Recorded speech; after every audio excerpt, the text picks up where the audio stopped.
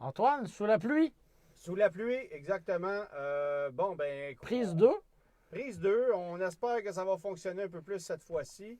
Donc, avant que l'Internet cesse de fonctionner la première ça. fois, tu mentionnais qu'on était dans la municipalité de Sainte-Brigide d'Iberville Ouais, et que le réseau Internet n'est peut-être pas ce qu'il y a de plus rapide. On en a eu la on preuve. en a eu la preuve. Il Alors, a on cessé de s'excuse. fonctionner après même pas 30 secondes. On espère que cette fois-ci, ce soit la bonne. Voilà, alors ça se pourrait que ça plante à nouveau. On va voir ce que ça va donner. Mais bref, bienvenue à tout le monde qui est là. Mario Beaulieu, bonjour. Jocelyn Lamotte, salut. Il y a bien du monde qui embarque, là, c'est le fun. Mais on vous le dit sous toute réserve, ça se pourrait que ça plante à tout moment. On va espérer que ce ne soit pas le cas. Yves Roy, salutations. Alors, Germain, on a une centaine de personnes déjà avec nous autres. Pascal Boudreau. Les gens étaient impatients, on avait quelques minutes de retard. Oui. C'est comme une vedette rock qui arrive au Centre Bell et qui arrive quelques minutes, voire quelques heures en retard des fois. Ton exercice de comparaison est magnifique. Oui, Vraiment. parce qu'on n'est pas tout à fait des vedettes rock, hein, effectivement. Donc, Croyez-moi, voilà. vous ne voulez pas nous entendre chanter. Non, effectivement, c'est une Bon. très bonne idée. Ta question du jour. Question du jour. Donc, quel est le nom de la citadine plus petite que l'Apollo que Volkswagen a introduite à la fin des années 90? Évidemment, pas au Canada.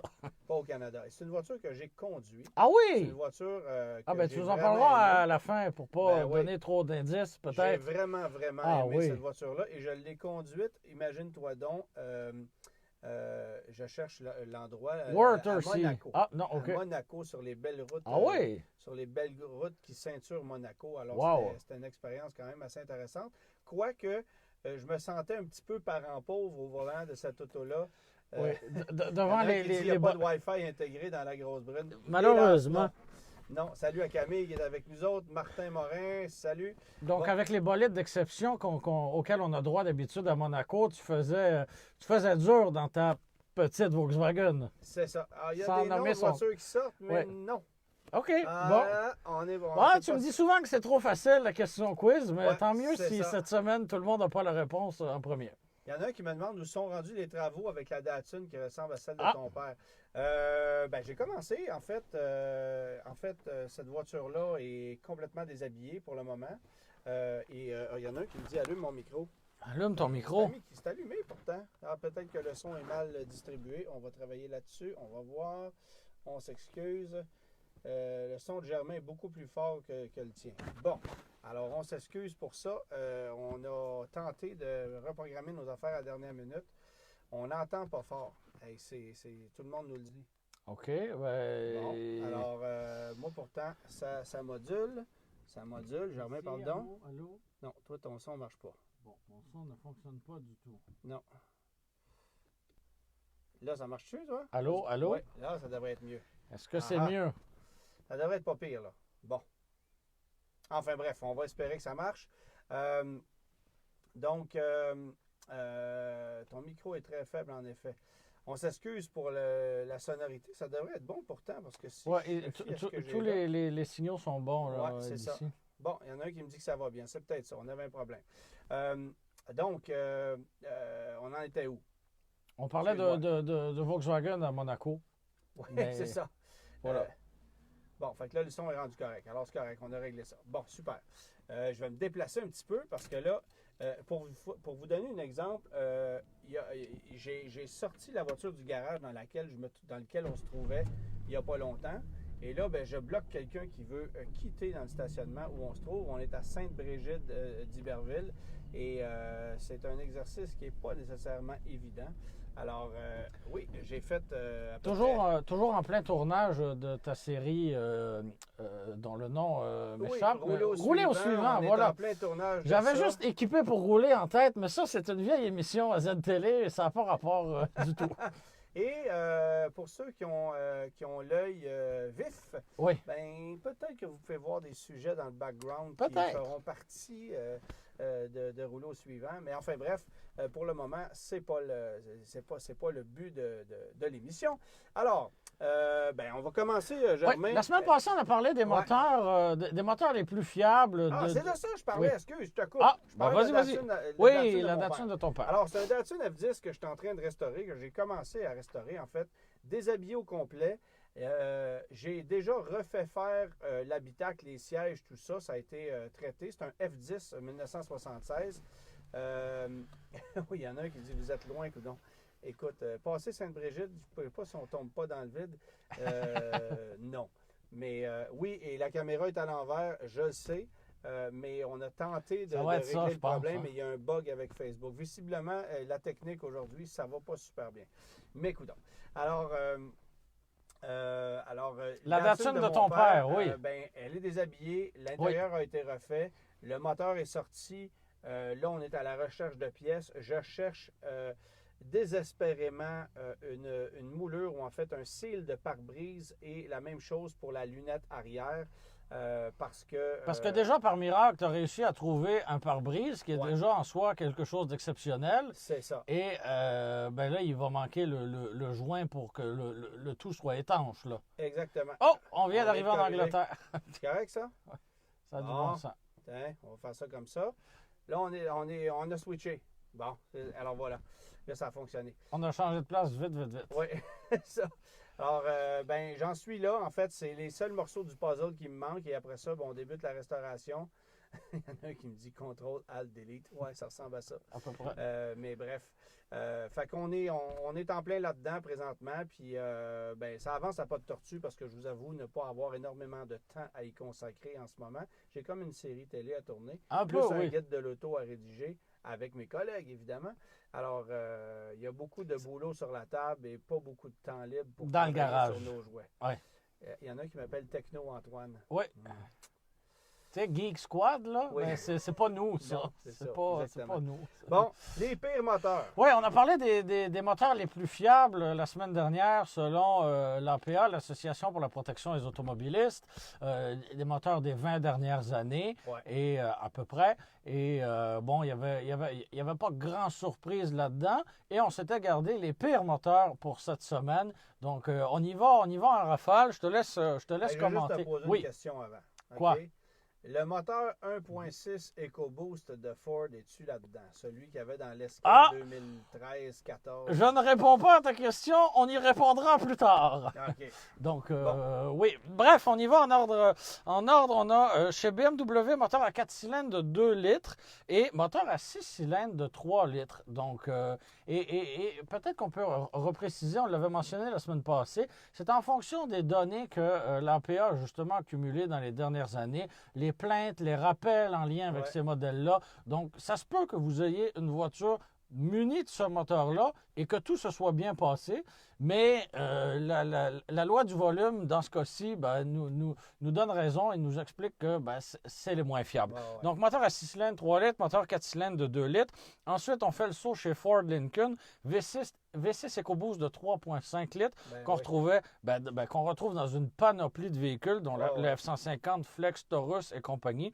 Toujours chez Ford, tu vas être surpris. Moteur à 4 cylindres turbocompressé de 1,6 litres. Oui, absolument. Donc, un moteur de l'Escape en 2013-2014. C'était vraiment pas une merveille d'ingénierie. Et là, on arrive chez GM, moteur V6 de 3,6 litres. Donc, un moteur qu'on utilise à toutes les sauces. Ouais. Il y a eu beaucoup de versions de ce moteur-là aussi. Beaucoup de versions utilisées dans beaucoup de modèles depuis plusieurs années. Donc, c'est certain qu'il y a eu du bon, il y a eu du moins bon. Mais, et comme il y en a eu une très grande diffusion, ben, peut-être que justement le volume fait que on a obtenu un certain nombre de plaintes. Donc, toujours chez GM, moteur à 4 cylindres, 1,5 litres turbo-compressé, des Buick encore, Chevrolet Cruze, Sonic et Trax. Visiblement, ça c'est déjà 1,4. 1,4 litres, oui, excuse-moi. Okay. 1,4 litres, effectivement. Ben, c'est le turbo qui Oui, c'est le turbo, exactement. Ouais. C'est le turbo qui fait défaut. Chez Jeep, très, très grande surprise. V6 diesel de 3 litres du Grand Cherokee. Ça a connu plusieurs ratés. Personne n'est surpris de ça. On arrive chez Hyundai et Kia, moteur à 4 cylindres de 1,8 et 2 litres pour des raisons qu'on connaît tous, évidemment. Toujours toujours chez Hyundai et Kia, moteur à 4 cylindres de 2 litres, cette fois turbo compressé, et le 2,4 litres. Encore une fois, des moteurs qui ont été utilisés dans une panoplie de modèles. Ça n'a pas été que des réussites de ce côté-là. Fait que c'est pas pour rien qu'on le retrouve dans ce palmarès-là, ce palmarès dont on ne veut pas faire partie finalement. Chez Mazda, moteur à 4 cylindres turbo, 2,3 litres, moteur qu'on retrouvait dans le CX-7, entre autres. Ah oui, la Mazda Speed 6. Exactement, donc c'était pas génial. C'est vrai que ça, ce moteur-là, et ça consommait. Ben voilà, moi c'est à chaque fois qu'on m'a parlé de ce moteur-là, c'était la consommation qui était le sujet de discussion. Ben j'en doute pas, mais ça consommait. Il y a quelqu'un qui nous dit, Germain a la tête qui frotte. Oui, pourtant, j'ai été voir ma coiffeuse et fait que j'ai moins de toupette, moins de tout, mais ça frotte encore. Qu'est-ce que vous voulez? C'est comme ça. Le dégagement pour tu l'écriras dans le guide de l'auto, le dégagement pour la tête de l'AMC Matador 1978 n'est pas optimal à la 3e rangée. Ah, c'est dommage. On va dire aussi que l'accès n'est pas génial. Mais ça, c'est une autre histoire. Chez Mercedes, moteur à 4 cylindres turbo de 2 litres qu'on retrouvait dans les C300 2015-2016. On sait que des 4 cylindres de 2 litres, on utilise ça, bien évidemment, dans un paquet de modèles, mais on a ciblé la C300 de ces années-là. Toujours chez Mercedes, moteur à 6 cylindres, 3,5 litres, des classes C, GLK et ML. Donc, encore là, on touche à beaucoup de modèles. Donc, on parle de fiabilité. Est-ce que des coûts d'entretien très élevés, on embarque ça là-dedans? Fort probablement, et c'est ce qu'on s'imagine dans ce cas-là. Chez Mini, moteur à 4 cylindres turbo de 1,6 litres dans les Cooper S 2008 à 2014. On n'a pas parlé de la transmission CVT des plus vieux modèles, mais... il n'y en a pas eu tant que ça non plus. Non, effectivement, c'était au compte-gouttes. On a parlé un petit peu plus tôt du V6 3 litres du Jeep Grand Cherokee. Grande surprise, chez Ram, on retrouve le V6 3 litres de éco-diesel. Donc, voilà, c'était très proche par an. Ram 1500, 2013 à 2017. On nous pose beaucoup de questions encore sur des versions plus récentes de l'éco-diesel. Et on est toujours, disons, réticent à le recommander. Parce que là, ça fait pas assez longtemps qu'on a modifié ce moteur-là. Il n'a pas fait ses preuves encore. Non, c'est ça. Fait que moi, je vais laisser le temps faire son œuvre. Oui, parce que comme véhicule neuf, il n'y en a pas de problème. Ça va très bien. À quoi ça va ressembler plus tard? Bien, si on regarde le passé, c'est pas très, très glorieux. Il y a quelqu'un qui me demande ici, savez-vous ce qu'est un chibre tendu? En quoi? Un chibre tendu. Est-ce que tu sais c'est quoi ça? Non. Moi non plus. Alors, je ne sais pas pourquoi on me pose la question, mais enfin bref, un chibre tendu. Franck qui est avec nous, salutations. Alors, dans la suite de tes moteurs? Un qui m'étonne énormément, moteur à 4 cylindres à plat, des Subaru BRZ, des Scion FRS. Je ne sais pas si des problèmes d'huile. Je sais que c'est toujours délicat pour des moteurs à plat, mais moi j'ai quand même un bémol avec ça. C'est des voitures qui sont malmenées en plus. C'est ça. C'est que tu sais, si on s'est basé uniquement sur les plaintes des consommateurs qui ont acheté ça pour les brasser sur des pistes. Puis ben là, mon moteur a sauté. Oui, mais comment tu l'as roulé? Oui. Fait que si tu as plusieurs consommateurs qui ont fait des plaintes par rapport à ça, ben, coudonc, tu sais, oui, OK, c'est répertorié, mais ça n'a pas été utilisé d'une façon normale comme les autres moteurs. Non. Donc, l'exercice de comparaison, pour moi, est un peu difficile. Là. Oui, effectivement. Et ces voitures-là, ben, elles ont été en même temps conçues pour être brassées, mais l'entretien nécessaire doit être fait aussi. Là. Toujours chez Subaru, moteur à 4 cylindres turbo de 2,5 litres. Encore une fois, un moteur qu'on retrouve dans les WRX STI 2008 à 2014. Encore une fois, des voitures qui sont conduites avec l'attitude d'un curé, toujours. Chez Volkswagen, ben là, on a eu des rappels en lien avec ce moteur-là. Moteur à 4 cylindres de 2 litres turbo compressé. On nous a dit l'avoir amélioré suite à ces rappels-là. L'avenir nous dira L'avenir nous dira ce qu'il y en est finalement. Et moteur turbo compressé aussi, 1.4, 1.8 litres. Toujours chez Volkswagen. Alors voilà, ça fait grosso modo le tour de ce palmarès. on n'est pas allé dans les plus vieux moteurs, les Quad Non. 4 de GM. puis Non, tout ça, là. non, on est On n'est resté, pas retourné si loin on que est ça. resté contemporain Ouais. avec des véhicules, soit qu'on retrouve encore, avec des moteurs qu'on retrouve soit dans des véhicules neufs ou d'occasion. Mais non, on n'est pas reculé. On n'a pas reculé jusqu'au Quad 4. Le moteur Twin Cam des Geostorm, là, Oui, moi, je me souviens avoir eu un ami dans les années 90. Son père avait un concessionnaire GM. Si ma mémoire est bonne, c'est en 1993 ou 92 qu'il avait vendu 23 Geostorm. wow. Et dans l'année suivante, il a remplacé 21 moteurs. Hey, c'était génial. Écoute, sous garantie, c'était quelque chose, là. Wow. C'est pas pire. Il y a quelqu'un qui nous dit C'est un une point par moyenne contre. imbattable. Beaucoup concernant l'entretien compte beaucoup dans la Ben fiabilité. voilà. Ben Voilà. oui, c'est sûr. C'est sûr. Mais en même temps, tu sais, bon, les moteurs de Kia et Hyundai, on va y revenir plus tard. Mais tu sais, Ouais. quand ça se met à cogner à 18 000 km pour aucune raison. Ben, tu sais, tout Bon. ce que tu as eu à faire comme entretien rendu là, c'est un changement d'huile. Si tu l'as fait, tu n'as pas grand-chose à te reprocher. Non, là. c'est ça. C'est ça. Tu sais, Puis un des ou fois, deux tu as des. changements d'huile, là. Tu sais, tu as aussi des bons moteurs, mais qui sont affaiblis par une transmission qui ne leur rend pas service. Là. Absolument. Moi, je me souviens des Toyota Tercel qui pompaient l'huile dans les années 90. Tu achetais une manuelle, il n'y avait pas de problème. Tu achetais une automatique, ça pompait l'huile à 100 000 km comme ça n'avait pas de bon sens parce que la transmission était tout simplement mal adaptée. Ouais. Donc, tu sais, bon, aujourd'hui, tu ne vois plus ça, là, Non, évidemment, non. là, ce genre de problème-là. Non, non, C'était non. vrai pour les Colt puis les Excel aussi, avec Aussi? les moteurs 1.5. Écoute, là, des Hyundai Excel qui pas fait bleu, comme on dit en Ouais. bon français, là, comme mon chandail. Là. À peu C'était près. c'était vraiment À peu ça. près. Mais bon, une chance que les choses ont évolué un peu. Je te ferai remarquer que les vitres commencent un peu à embuer. Je Oui. ne sais pas s'il y a moyen de... Ah oui. Ça va donner un peu d'air parce que ça commençait à ressembler à une scène du Voilà. Titanic. Hein? Alors, mon véhicule de luxe Oui. étant ce qu'il est. Moteur Firefly Turbo, ça marche Pontiac, effectivement. Oui. Ah, il y a quelqu'un qui a fait un jeu de mots en disant une Excel, c'était lent, mais pas excellent. N'est-ce J'aime pas? ça. J'aime Quand ça. même, On est client pour les jeux de mots. Hein? On est un bon public pour ça. Oui, quand même. Oui. Bon, est-ce que le moteur de base. Qu'en est-il du moteur de la Veloster N? Ben, Il n'est pas dans le, il n'est pas dans la liste. Puis évidemment, c'est très embryonnaire comme Oui. mécanique. Mais ce qui est intéressant, c'est que là, on va le mettre dans le Kona, C'est ça. ce moteur-là.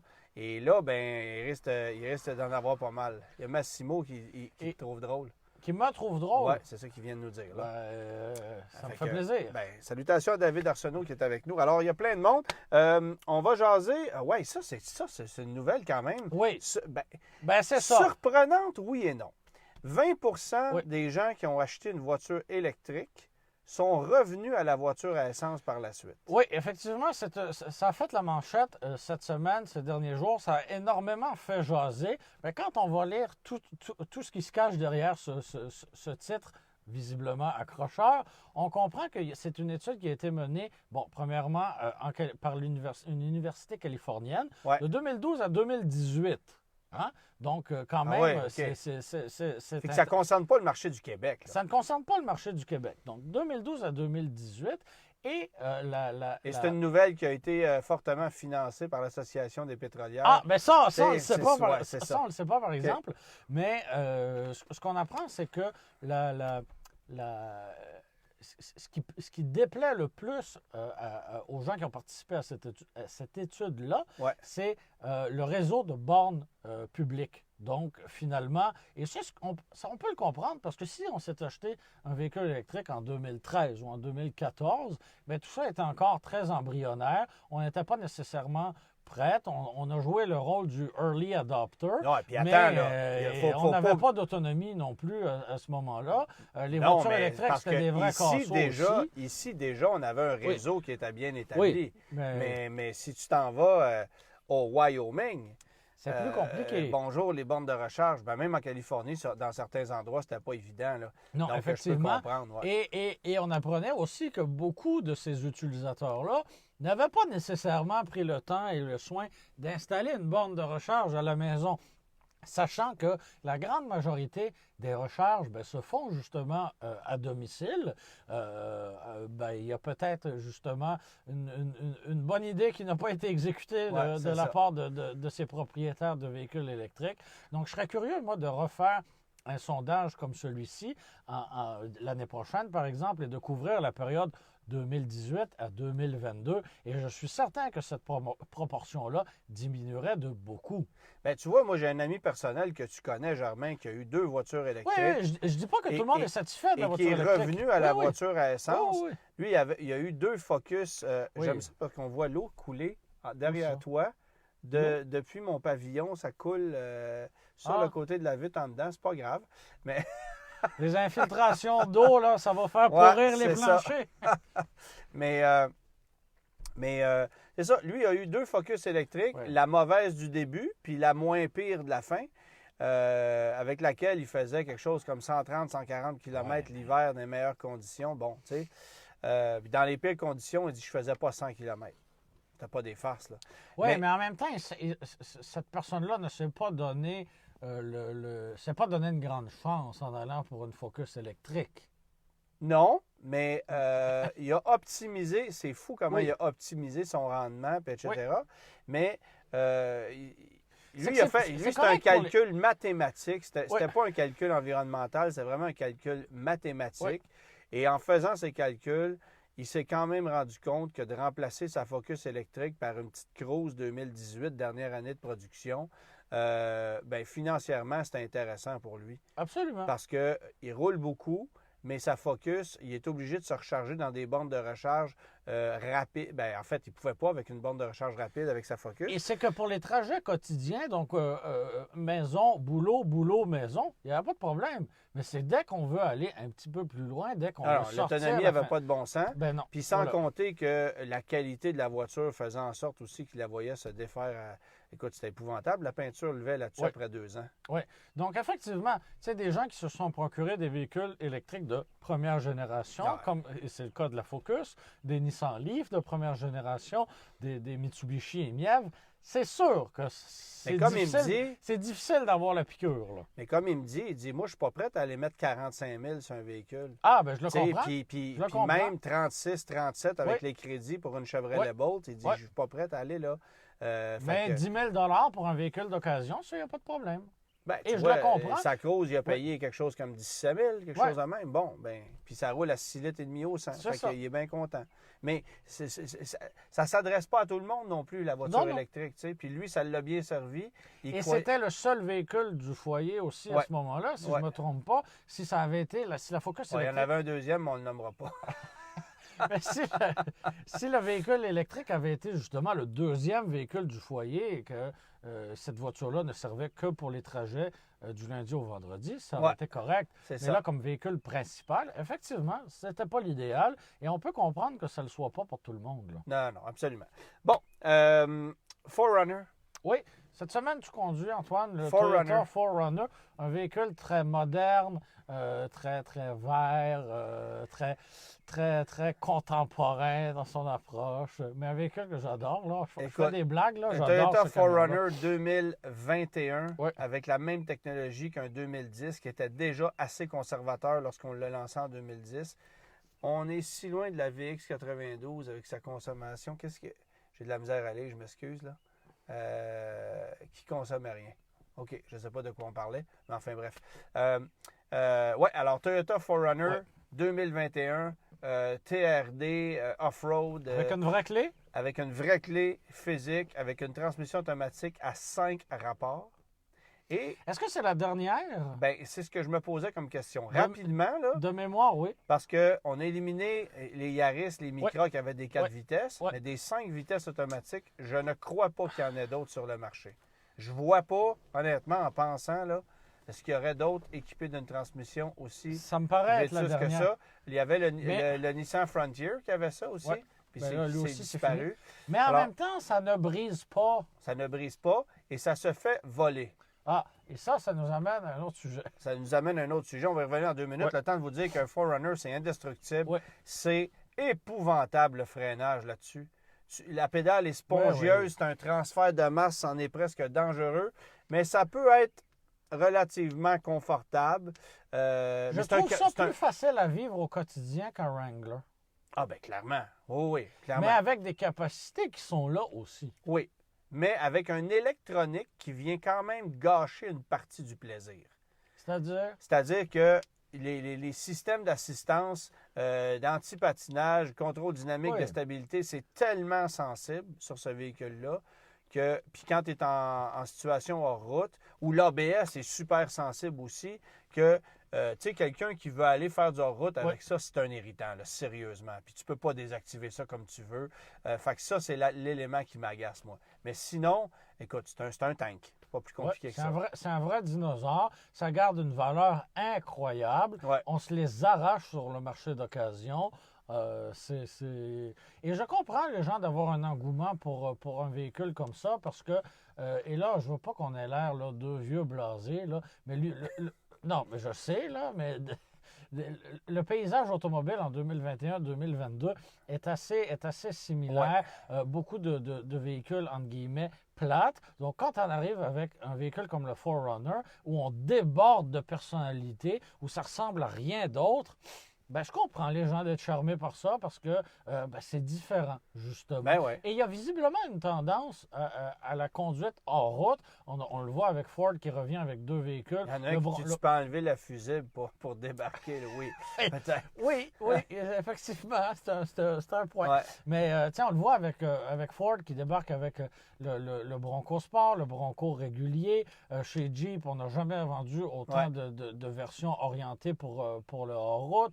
Merci pour les étoiles. Chez Subaru, on a une version de l'Outback pour aller un petit peu plus loin qu'avec l'Outback régulière. Ouais. Ce matin, Ford a encore dévoilé une version un petit peu plus extrême de l'Explorer. Bref, les gens veulent avoir ce côté-là un peu hors route, un peu aventurier. Puis et c'est clairement ça semble pas plaire. Oui, puis c'est clairement pas que les acheteurs du Québec parce que tu vois, il y a des réseaux de voleurs qui sont spécialisés dans l'art de dénicher des 4Runner et tout ce qui ressemble à ce genre de véhicule-là. On a d'ailleurs eu la preuve cette semaine avec un de nos collègues qui s'est fait voler un véhicule médian, un véhicule de presse, un Jeep. Jeep Gladiator à moteur éco-diesel. Donc, la première fois qu'on mettait, c'est un véhicule assez récent, donc la première fois qu'on mettait ce moteur-là dans le Gladiator, franchement, un beau véhicule en rouge vin. On avait un beau choix de roues et malheureusement, le véhicule s'est fait voler dans la nuit. À la Chine, là. À la Chine, dans la nuit de lundi à mardi, si je ne me trompe pas. Ouais. Et le véhicule, à moins qu'on me confirme le contraire, n'a toujours pas été retrouvé. On s'entend que c'est déjà dans un container au port de Montréal en direction de on ne sait pas trop où. Là. Oui, il y a des chances, mais en même temps, une connaissance partagée, Antoine, s'est fait voler justement son 4Runner dans les dernières semaines. Ouais. Et le véhicule a été retrouvé dans un stationnement d'un parc industriel quelques heures après. Et ce qu'on apprend suite à ça, c'est que il y a deux options avec les voleurs. Soit justement on le vole, puis 15 minutes après, il est rendu au port de Montréal, puis bye-bye, on ne le reverra pas. Soit on tente d'aller immobiliser le véhicule à quelque part, de voir si les antennes du véhicule vont être retracées. Ouais. On attend 24 heures et après ça, si ne s'est rien passé, il s'est rien passé. Et effectivement, dans le cas du 4Runner, de cette connaissance-là, il a été retrouvé. Il a été retrouvé, et ramené à son propriétaire. Ça, c'est grâce au système TAG là, ou quelque chose comme ça. Là. Fort possiblement. Ouais, fort possiblement. Parce qu'un système de localisation de véhicules, le problème, c'est que ces systèmes-là ont leur limite si justement tu réussis à amener un véhicule dans un conteneur ou un truc de même, ou si tu le mets dans un stationnement souterrain. Où les antennes captent pas. C'est bon le tag, mais ça a quand même ses limites. Là. C'est ça. Alors, puis ça coûte quand même assez cher comme système aussi. Aller installer ça sur un véhicule, l'assureur va te donner un véhicule. C'est ça, exactement. Tu as une ristourne grâce à ça. Non, tu n'as pas une ristourne. On te charge rabais, moins cher. OK, c'est ça. Autrement dit, tu ne peux pas dire qu'on t'a un rabais. C'est qu'on ne te charge pas la surprime. Oui, OK. Disons ça comme ça. Je ne connais pas bien d'assureurs qui donnent des cadeaux, moi. Non, il y a François qui dit que ça coûte 350$ seulement. Moi, j'oserais dire que c'est plus cher que ça. Pour le système de repérage TAG? Ouais. OK, je ne sais pas, je ne connais pas les prix pour ça. Bon. Mais bref, tout ça pour dire que les véhicules 4x4 comme ça sont très populaires outre-mer. Parce que ce qui est volé, c'est Forerunner, des Lexus, des RX, Tacoma, énormément. oui, absolument. Donc, des véhicules robustes, des véhicules fiables, Ouais. des véhicules 4x4, des authentiques 4x4. Puis voilà. Mais en tout cas, c'est bien malheureux que ce véhicule-là ait été volé cette semaine. On peut soupçonner que le véhicule était stationné pas trop Il y loin. en a plusieurs qui me disent que c'est à peu près ça, là, 300$, 250$, OK, ben 325$. c'est pas la fin Mais ça, du j'ai monde. l'impression, c'est... autrement dit, burinage? l'assureur va payer à la balance. Ah, OK. Tu sais, c'est peut-être ça aussi. Là, OK. parce que ça coûte plus cher que ça, installer ça sur des véhicules. Là. Fait que Oui, j'ai puis l'impression- il y a une époque où les véhicules étaient volés pour les pièces, hein, Ouais. pour la revente de pièces. À ce moment-là, le burinage des pièces pouvait être une alternative. Ouais. Mais dans le cas d'un Jeep Gladiator ou d'un Forerunner Ah, non, ou d'un non. Tacoma, c'est pour l'export outre-mer. Ça, il n'y a même pas de doute. Là. Non, c'est ça. Puis aujourd'hui, là, de toute façon, les vols de véhicules, ça se fait, c'est des réseaux. Il n'y a plus des joyrides, là, des gars qui volent des voitures avec un cintre. Là. On s'entend-tu que ça existe, Non. ça existe Non, c'est pratiquement un plus. laptop qui va chercher Ouais. le signal de la clé dans la maison avec le véhicule qui est stationné pas trop loin de la maison. Ouais. Puis clic, clic, clic. Puis et je c'est me permets fini. de plugger Puis au dans les- passage. Et on ne peut plus non plus connecter deux fils là, en dessous du Ah oui, volant. comme au cinéma. On Là. ne peut plus Non, faire on ça. l'a déjà pu faire ça. Quand, Je ne suis pas moi, expert en vol de véhicule. non, là, mais quand l'ignition était dans le dash plutôt qu'être sur la colonne de direction, c'était possible. Ah, peut-être, OK. Mais on me dit à l'oreille que ça fait quelques décennies que c'est plus le cas. C'est ça. Fait Mais, qu'à moins de voler un Chrysler 62, là, c'est C'est ça. Voilà, Puis c'est pas la meilleure voiture pour passer incognito quand tu t'en vas. je te le confirme. Bon. Mais il y a notre collègue Gabriel Gélina qui nous avait montré une petite boîte. oui. Ça s'appelle Faraday. Ça coûte quelque chose comme 80$. Vous pouvez acheter ça sur Amazon. Et cette boîte-là permet de dissimuler la clé de votre véhicule qui n'émettra plus de signal. Autrement dit, ça bloque les signaux numériques. C'est une boîte de la métallique C'est ça. qui bloque les ondes. Fait que vous mettez ça à l'entrée dans la maison, vous placez vos clés dedans. Et s'il y a un malfaiteur ou un voleur qui passe pour voler votre véhicule et qui tente de scanner la clé en bon français, Ouais. ben, ça ne fonctionnera pas. Ouais. Fait que c'est peut-être un bon système anti-vol à avoir chez vous. Ou sinon, ben, vous cachez la clé dans un endroit qui est loin du véhicule. Là. Oui, Tu sais, c'est absolument. pas... Parce que, comme disait un de mes collègues, moi, je me stationne sur la rue, mon appartement est au 3e, bon, ben là, on est loin. Ben, là, c'est tu sais. ça, dans mon cas aussi, c'est relativement rare que mon véhicule est directement devant la maison parce que c'est assez densément peuplé dans mon quartier. Fait que tu sais, si le véhicule est au coin de la rue à 200 mètres, ben, ça va être plus dur de Mais capter ton la clé. Chrysler, je pense qu'il est plus long que la Que la largeur rue. Oui, que oui, la oui, maison. Oui, Tu sais. Fait qu'il y a ça à aussi. peu là. près, à peu près. Bon, brochure de la... Non, on s'ennuie de quoi, Germain? On s'ennuie de la Chevrolet Volt. Oui. Voiture qui n'est pas disparue il y a si longtemps pourtant, à tes souhaits. Pardon. Et fais attention, c'est pas vraiment un mode d'éternuer. Heureusement que la Non, fenêtre c'est arrière... pas en mode, hein? Non, non, OK, on va faire ça de même. ouais, c'est ça. C'est mieux, Hein? c'est mieux. Fait que Chevrolet Volt, hein, voiture Ouais. qui a disparu il n'y a pas si longtemps finalement. Voiture qui était très populaire au Québec. Puis c'est tout. C'était un secret peut-être un peu trop bien gardé, où il y a juste ici, on avait... Il y en a un qui dit qui vole ça, une Chrysler. Effectivement, parce que j'ai vu que tu avais partagé l'avis de recherche du véhicule Ouais. et beaucoup de commentaires, mais voyons, qui veut voler ça? Bien, figurez-vous qu'il y a beaucoup de monde qui veut Ouais. voler ça. Ouais, ouais. Et il y a un bel engouement là, pour le Jeep Gladiator. Puis longtemps, un des véhicules les Ouais. plus volés au Canada, aussi drôle ça peut se paraître, c'est un Dodge Grand Caravan. Ben oui. Hein? Pourquoi? Parce qu'il y en a plein. Oui, il y en Parce- a plein. Il y a parce une que- grande demande, autant pour Ben les oui. pièces que dans le marché d'occasion. Il y en a un qui a dit mes oreilles, je m'excuse d'avoir éternué. Ouais, désolé. Oui, la semaine passée aussi, tu as fait quelque chose là qu'est-ce que tu as dit la semaine passée? Puis quelqu'un a dit j'avais mes AirPods dans les oreilles, ça vient. Je sais pas. Ah ouais. Ça se peut. En tout cas, bref. Chevrolet Volt, hein? Ouais, Donc, Chevrolet Volt. voiture qui était très populaire ici. Malheureusement, on a décidé de l'éliminer pour prendre le virage 100% électrique chez GM. Mais comme beaucoup de voitures hybrides rechargeables, je le mets en guillemets parce que c'était pas réellement une hybride rechargeable, mais pour moi, je l'ai toujours classée dans cette catégorie-là. Elle nous permettait de faire tous les trajets quotidiens du lundi au vendredi en mode électrique. On était à 80 km à peu près. 83 km pour le modèle de deuxième génération. Bon, là, si Mylène nous écoute encore cette semaine, elle va dire, ben voyons, on roule tous plus que 80 km par jour. Mylène, elle vient de me dire de prendre des réactines.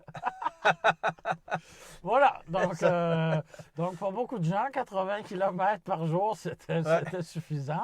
Et pour la balance, il y avait le moteur électrique le moteur à essence, c'est-à-dire qui prenait le relais. En fait, le moteur à essence servait de génératrice au moteur électrique lorsque la batterie s'était épuisée. Et c'est pour ça que GM mentionnait que c'était une auto électrique et que parce que le moteur à essence ne faisait pas fonctionner ne faisait pas tourner les roues directement. Non. Mais bon, sauf que c'était une formule. En pratique, il fallait mettre un peu d'essence quand même et c'était une voiture électrique. Ben oui, c'est ça.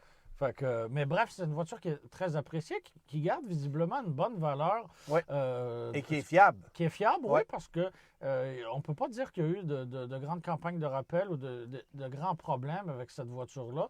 Voiture qui était vendue en Europe sous l'appellation Opel Ampera, si je ne me trompe pas. C'est ça. Légèrement différente là, esthétiquement.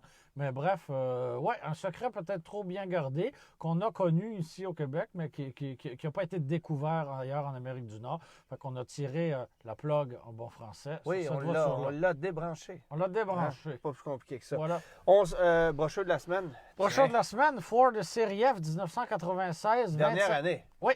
Dernière année de cette génération, bien sûr. Oui, 25 ans cette année. Donc, ce sont les derniers Ford Série F carrés. J'apprécie particulièrement les agencements de couleurs. Là. C'est dans les derniers où on pouvait avoir là, des réelles peintures deux tons. Là, pas juste un bas de caisse gris, là, on s'entend. Oui, c'est ça. C'était très chic. Oui, moi, ça me plaît énormément. On a ça ici comme exemple. Cette génération-là. Voilà. Puis il y avait des choix de couleurs aussi quand même assez nombreux. Oui. C'est intéressant. Mais il n'y avait pas de version King Ranch. Il n'y avait pas de version Limited non, de ça ne coûtait pas 100 Platinum. 000 un F-150 non plus à ce moment-là. C'est ça. Et c'était rare que les gens allaient prendre la cabine allongée à cette époque-là, qui est celle-ci, alors qu'aujourd'hui, une cabine régulière... Ça a quasiment l'air fou, on n'en commande pas. Mais c'était pour moi un vrai pick-up traditionnel.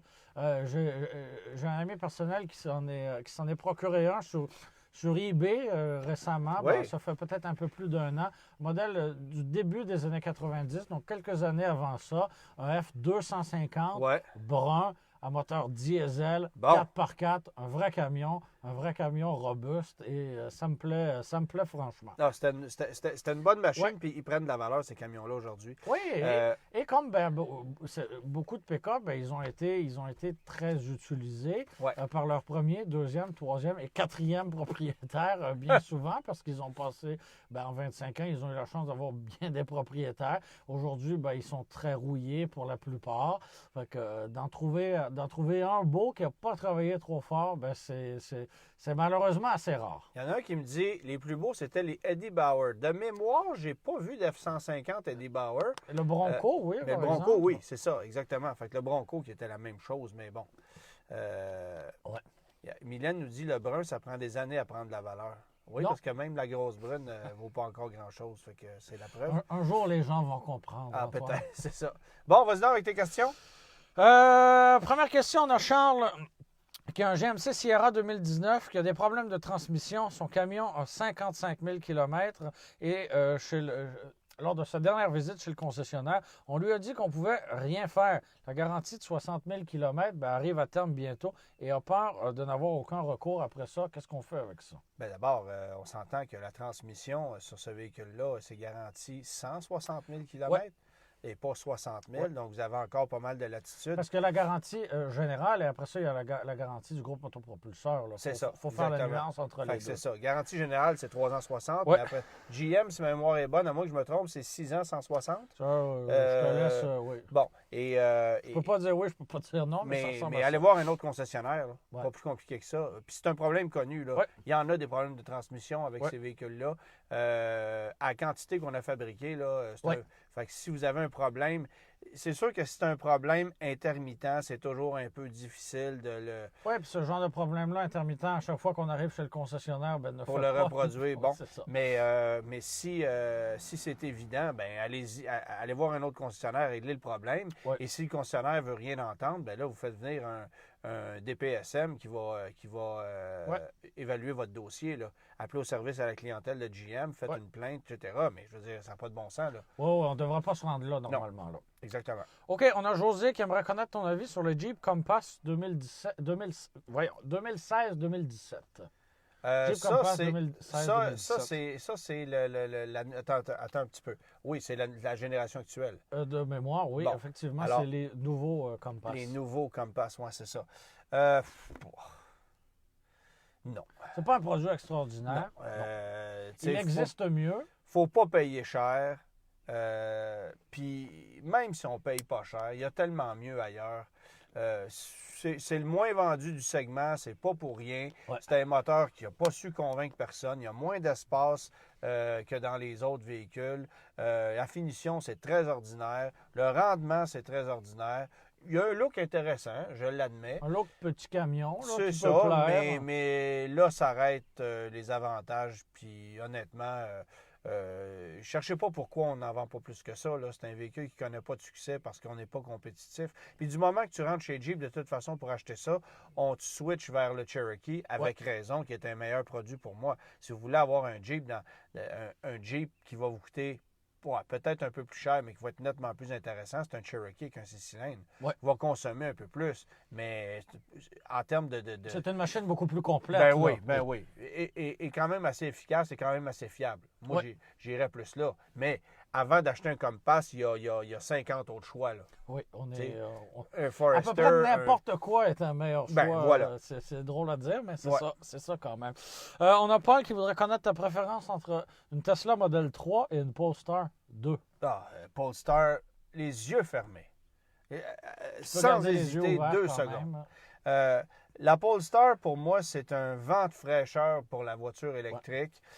J'aime ça aussi parce qu'on annonce 335 km d'autonomie, mais visiblement, on peut faire pratiquement 400 sans problème. Donc, on a été conservateur de On ce a été côté-là. conservateur, mais On a une qualité d'assemblage, Ben, on a une c'est ça, finition ça qui a n'a rien rien à à voir. voir avec du bricolage. Là. c'est vrai que la Tesla, par contre, pour la vivacité, Ouais. c'est une voiture nerveuse, c'est une voiture rapide.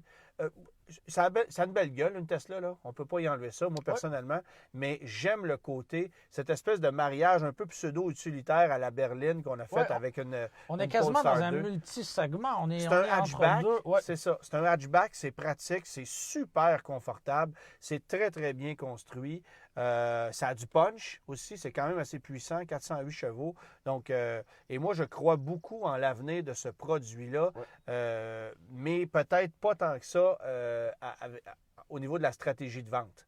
C'est plus ça, moi, qui m'agace chez Polestar. J'ai bien hâte de voir comment on va établir la marque, on va ancrer la marque dans les mœurs, on va la faire connaître. Parce que le produit en soi est super convaincant. Moi, je ne me pose pas la question 2 minutes. Là.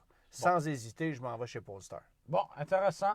Réponse à la question Oui. de la semaine, c'était la Lupo, la voiture citadine plus compacte que la Polo. Oui. Donc, malheureusement, on n'a pas eu droit à ni l'une ni l'autre ici, évidemment. Et c'est Mais- tout petit, hein? C'est minuscule. La c'est partie cute. arrière est coupée à la hache. C'est très cute Mais, comme ouais, c'est voiture. ça.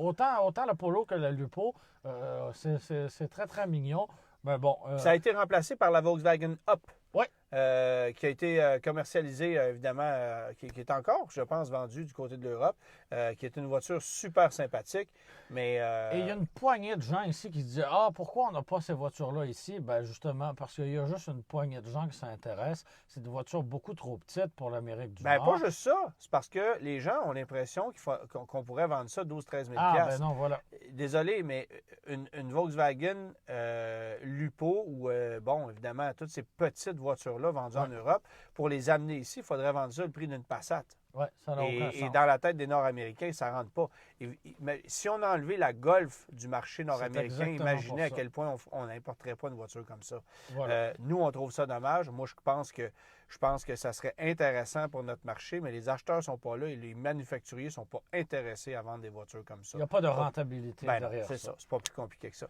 Hey, merci d'avoir été Ça là. fait le Désolé tour. pour le petit bug, le petit glitch du début. Là, on a été pris de court avec l'Internet très puissant qu'on retrouve à Sainte-Brigitte d'Iberville. Ouais. Alors, on essaiera d'avoir quelque chose d'un peu plus puissant la prochaine fois. Plus puissant que les 140 chevaux du moteur V8 de 360 pouces cubes Je suis prêt. de la Est-ce que grosse tu pourrais brune. remonter la fenêtre ou éteindre le moteur, histoire de ne pas respirer les Ah émanations non, t'es veux pas? légèrement polluantes de la voiture? Bon. Salut tout le monde. Bonne soirée.